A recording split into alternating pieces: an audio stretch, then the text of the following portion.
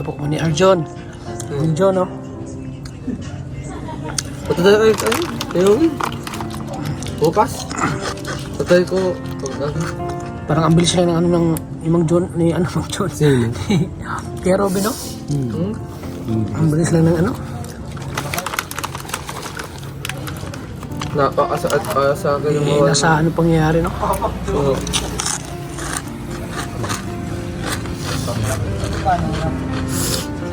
Ito Mang John. Parang hindi makapaniwala na wala na si Kuya Robin, no? Nalungkot ka Mang John nangyari kay Kuya Robin? Ayun, nalungkot ako kasi nung una huling last kong nakausap yun nung kasal ni Kakay. Ano ba si Kuya Robin? Di ba kayo nag-uusap Silang dalawa ni Ate Pea lang. Ay, Tama, nandun no? din yung anong anak niya. Oh, si Sakjon. Andun pala si ano, no? Si Ba't wala ka nun? andun ako sa kasal ni Kakay at Gigi. Ayun, kasi sila dito sa amin, katabi namin, kakalapit lang kami ng lamisa. Nangumusta pa nga ako dun eh. Ako, musta na, ano ko, musta na taano, pero din. Ito, okay naman. Hindi ko nga alam na ganun mangyayari eh. Wala man ako sa isip. Kasi, nakapokus na nito sa kasal ni Kakay. Tapos yung sumabay pa yung nagparapitol pa kayo. Nandun, nakano-ano na. Hindi ko, ang buhay kasi ng taon natin, hindi namin natin maasa na may mangyayari kung ganyan. Kasi dumadating na lang man din bigla na hindi natin maasahan na ganyan. Ikaw lang Kasi naawa lang ako sa akin na bata. Kasi ako, Kawa yung mga bata, no? bilang ako din na nasubukan ko na din kasi yan dahil ako nawalan din ako ng magulang, nanay at tatay. Kung Kala ko asawa. hindi ko din alam. Kala ko asawa ko Kaya subok ko din yan, namatayan din ako ng nanay at tatay, ng magulang. Yung nawalan din ako na. Kaya mahirap, masakit yung tanggapin. Kasi sa unang-una, nabigla. Hindi mo naasahan agad na ganun na sasapit sa kanila. Kasi unang-una yun, ang di man natin maasahan na mawawala na kasi Tatay Robin. Ako nga, di na din ako na ano, na ako sa live ni Kuya Bal. Sabi ko sa live ni Kuya Bal na si Tatay Robin, wala na. Ano na daw. Ako kala ko din, fake news lang talaga yung tata. Tinanong niya ako doon sa chat kung totoo daw yun. Sabi ko, kasi nag-live na si Kuya Bal nung gabi, o nung gabi din ng June 2, 11, may pasado 11, nag-live si Kuya. Ay no, nag-live ng maaga agad si Kuya Bal, mga 10:30. Yung mga 11, nag-aabang kasi ang mga 11:15. Tapos sa chat ako kay Kuya Ram na kung totoo yun. Oo, kasi alam mo naman yun na gala ko naman, ano lang, yung na ano lang. Pero nakita ko na labasan ng comment. Akala natin okay si Kuya Robin, no? Yung last vlog ni Kuya Bal sa kanya na Balik kung ganito, Nakausap pa siya, nakita ko sa Instagram. balik.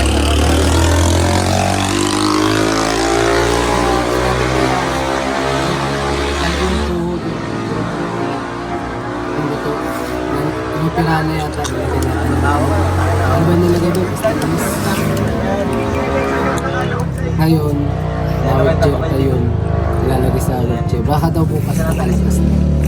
Anong mamimiss mo kay Kuya Robin, ano? Ano, mahilig makapagbiruan. Magbiruan. Doon ay nako. Mahilig maganon. Salamat po. Bautan what? Marami na kami. Bautan what? Hindi ko pati alam na ano na si Tatay Robin may mga pinagdadaanan pala siya. May mga pinagdadaanan. Na siya lang sinasarili lang niya. Hindi siya nag-share sa iba. Na kinakaya niya kasi lahat ng pagsubok sa buhay niya. Kasi nahiya naman siya. Nahiya din siya lumalapit kay Kuya. Nahiya daw siya. Sabi niya doon sa vlog niya kay Kuya Alvin Caceres. Ay, Alvin. Ito ang pangalan ni Kuya Alvin? Alvin. Alvin, ano ba yun? Caceres yun? Kalingap Alvin. Oo, Kalingap Alvin. Kasi nasa lubo yun ni Kalingap Alvin. Naghahanap ng mga bulay. Yung tatlo na sakay niya. Pero nakikita ko din sa kalungkutan ni Tate Robin na may mga... Yun ang last vlog ni Kalingap Alvin sa kanya. No, yung last vlog niya. Yung laki daw kumusta daw yung buhay nila. Tapos sa isip ko naman, si Tate Robin doon sa Laguna, yung nagtrabaho ulit doon, nagbalik siya doon sa tate niyang trabahuan. Oo. Yung nasa isip ko, hindi ko maalam na nandiyan pala siya sa Pambuan. Oo. Kala ko naman nagtatrabaho sa Laguna. Kasi hindi ko siya nakausap nung kasal ni Kakay na tinanong ko siya kung anong trabaho niya. Kasi sabi ko, musta po kayo? Okay daw. At masaya pa sila ni Ate Pia. Mga anak niya, kasama niya. Dalagatin pa sila nung kasal ni Kakay. Hindi ko man alam yung kausap ko pa ng tapos yun, nagka-busy-busy yan kasi nanood na kami. Ano yung mga sigaw sa'yo ni Kuya Tatayo ng mga huling araw nang magkausap kayo? Hindi naman, ayos naman, gano'n na sa akin. Pero hindi ko alam na yung pala huling namin nag-uusap ni Tate Robin. Yung buhay pa siya na yun lang last kong kausap ni Tate Robin, yung kasal ni Kakay. Ando silang dalawa natin Pia. Yung problema kasi na Kuya Robin, parang sinasarili yung problema niya. Oo, sinasarili niya yung problema.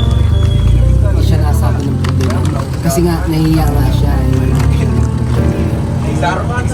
Tapos, pinitiis talaga niya hindi siya makainom na ng alak. Pinitiis niya hindi siya nakainom na ng alak. Kasi, Parang wala yung problema niya. Hindi ang alak mo. oo, parang di pati siya sanay hindi nakakainom ng alak. Hindi siya sanay. So nasasaktan ka mag-John na nawalan ka ng kaibigan na katulad ni Kuya Robin na napakabait. Oo, mabait. At mga kasama niya na Kuya Balito pag kasi pati meron siyang may channel siya, akala ko nagbablog siya, nagtigil siya. Tinanong din siya ni Kuya Alvin bakit nagtigil siya sa pagbablog. Sabi ko, di ba yung vlog niya, yung channel niya, yung channel Bicolano? Oo. Parang napabayaan yung channel niya. Hindi siya si Ate Pia gumagawa. Kaya, siguro, kung nabubuhay si Tatay Robin, nakaligtas man siya, siguro, magiging maayos kung nila dahil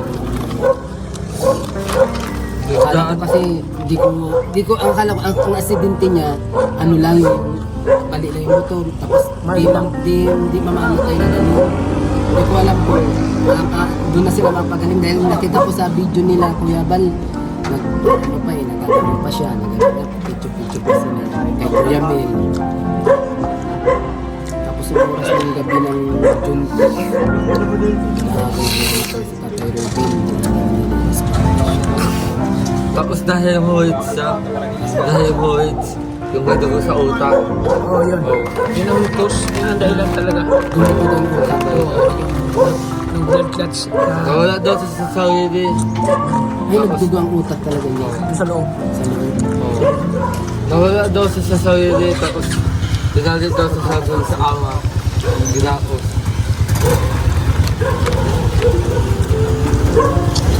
Oo, ano si Tatay Robin? O, Arjok, Ha? anong maano kay Kuya Robin? Yes, sir. Yung mga... Ano mamiss mo sa kanya? Yes, sir. Yung mga pinasuhan namin. At saka... Yung mga advice na sa akin na huwag akong susunod o problema. At huwag akong mag-awit palagi. At higit sa lahat, huwag daw akong masyadong mataas ang tingin sa sarili. Dapat walang daw. Kasi dapat daw, hindi mo daw tinatago yung problema mo. Dapat daw sinasabi daw sa iba. Eh yun. Tapos, usahin, yun? Parang sa akin kasi nagtawag sa akin. Tawag sa'yo? Oo. Hindi ba gusto mga sabihin ng mabulok kasi yana? Ay, humilag na si Dala. Oo. Kinakamusta niya ako. Oo. Kamusta ka ni Kuya Robin? Oo, kinakamusta niya ako talaga. Totoo kaya walang totoo yun. Tawag sa Adyon, kamusta na? Yung helmet ko. Hindi talaga. Oo. Tapos sinabi na, Adyon, tandaan mo yung mga advice. Oo, yung helmet pala. Sa kanya yun. Hinira mo. Yung sinauli na. Ha? Si ano no, si Kuya Robin no? Mabait si Tatay Robin. Di mo siya na ano na nagagalit no? Di mo siya nakita na may Hindi nagagalit. ko nakikita nagagalit yun. Ano pati yung mahilig makapagbiroan yun. Lagi nagbibiro yun sa akin dati yun. Tapos si Kuya Miko yan. Nakasama ko din dyan sa production. Pero mas matagal si Tatay Robin dahil lang na si Tatay Robin. Kaysa kay Nico no? Kay Kuya. Bukas siya tumagdating si Kuya Nico? Bukas. At bukas na, ikakamit yung Hindi pa. Ay, kakamit daw talaga? Hindi pa nga daw alam. Hindi pa sure. Kasi mapapayag na sa Diyos kaya sa side niya. Ang mag-ano dito si Junior kasama. Alam na ba ni Edip yun? Hindi, dito sasabihin sa paglabas. Dito na sa bahay niya. Ah, hindi pa alam ni Pia. Hindi pa alam ni Pia na patulan si Kuya Robin. Ay, alam na. Alam na? Oo. Ano? Pero hindi pa niya alam na kung iti-cremate. Kung papayag siya. Kasi sa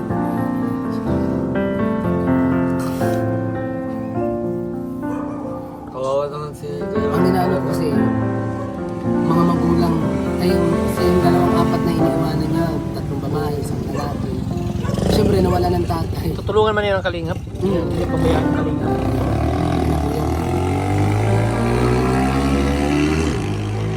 Kaso sayang, ano pa lang pala si Tatay Ruben, 39 pa lang. Bata ba yung tayo Robin? October 10, birthday niya. October Magkasunod lang sila na Kuya Rob, no? 10. 10 siya, tapos Kuya Rob 1. One. Sabi ko, mas matanda pa ako sa kanya eh. Ilang taon na? Ako pa 38 na 39. Magkakal lang kayo ni Kuya Robin. Mga 39. Tadalas na isang taon. Mga 39. Kaya sabi ko, bata pa sa Tatay Ruben. tapos na Dapat wala pa sa kurto. Kaya ang buhay ng tao, hindi natin kasi Hindi natin alam. Hindi natin alam. natin ang kasi kailangan lang tayo magdasal ng ingat sa ano tayo. Ang accident pati, nabigla na lang yung nadating. Yung, Na aksidente. oh, Hindi natin maasahan. natin na sa... Kasi pag-iingat, lagi lang mag-pray. Oo. Lagi ko lang Pero nga, hindi natin na saan pangyari yun. Mag-discuss na sila. Mga araw na yan. Hindi ko nga din alam yun. Napanood ko na lang sa vlog. Tapos Sila din kayo kan? Tapos sinabi na kasi dito daw sila. Nagulat ako kung sinong kasama na. Maigi nga sila, dalawa lang ni Ate Pia. Kasi sa sobrang impact nung yung sasakyan nilang Indiano, Bicolano, yung kulay pulang kotse nila. Umangat yung gulong. Kala ko nga tumbang ganun eh. Sobrang lakas ng impact. Oo, nakuha doon sa CCTV nung kapitbahay ko sa gate. Yung kami CCTV. Sobrang lakas ng impact yan. Ang lakas. Kinabit ko pa doon ni Ate Pia yung ganun eh. Bakit? Oo. Dito kinabit yung paliko. Para doon mo sa paliko sa puno. Kinabit ka pang sinusumpong si Tatay Robin yung epilepsy. Ano? Sinusumpong pala si Tatay Robin yung sinusumpong. Papunta siya dito sa dagat. Kasi yung kotse nila papunta dito eh, doon sa Malapit. Kasi yung puno papunta dito. Makikita mo pagdaan dito. Bakit kasi sa puno? Kung hindi sa puno yung bubangga, maligtas na sana sila, no? Oo. Puno kasi yung binangga. Hindi, kung sasakyan man daw, mas grabe. At walang nadami ng iba. Kasi may nga daw sa puno. Dahil kung sa sasakyan, kung sa may babayaran sila. Kasi, may nga daw, kinabit natin pa yung Bakit hindi na ano yung brake? Hindi na brakean? Hindi na ako nang anit pa yung kaya alam mo ito pa yung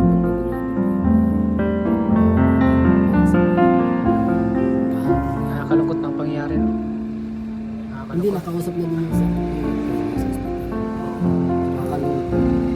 Kasi hindi nila asahan dahil palo sila sa Nantok na si Arjun. No?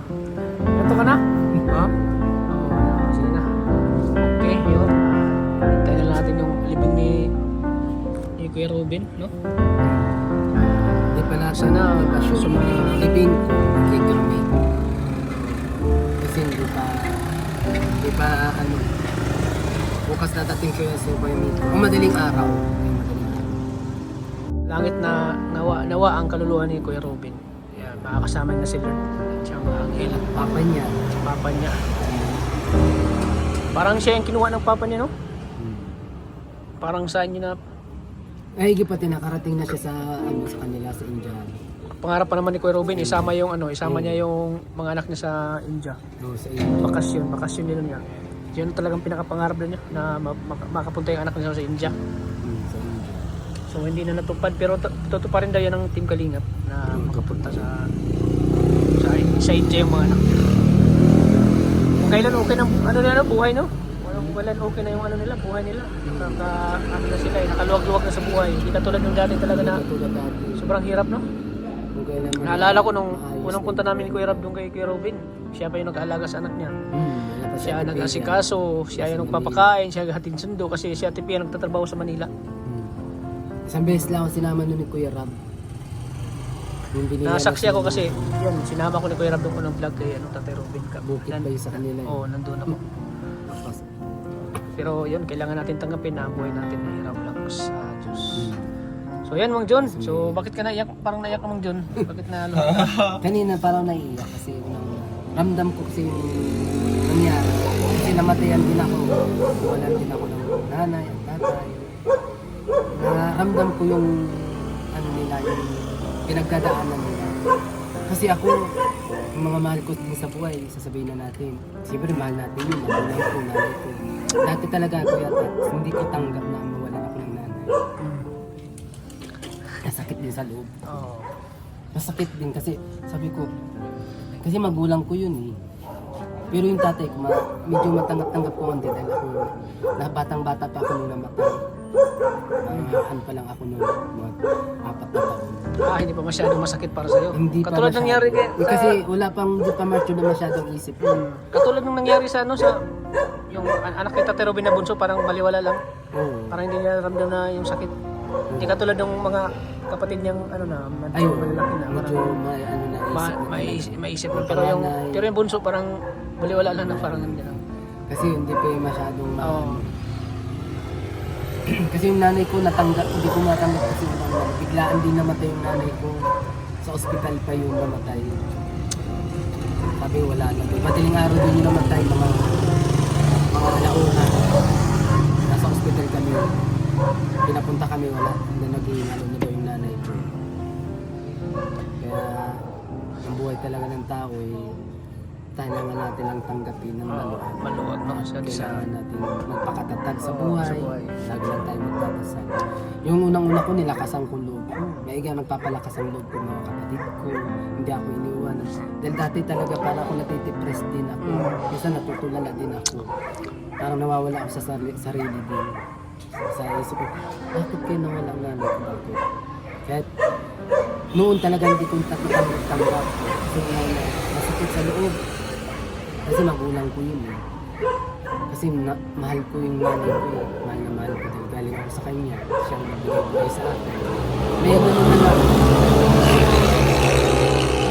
Hirap ko lagi kang kumakapit lang sa Panginoon. Tapos mga kapatid ko, dinadamayan ka. Mawawala din. Masakit kasi laging nag-ano sa akin ate ko. Kailangan lang namin makakatatag. Yun. Kami din magkakapatid ang magtutulungan. Walang ibang magtutulungan, hindi kami ate ko.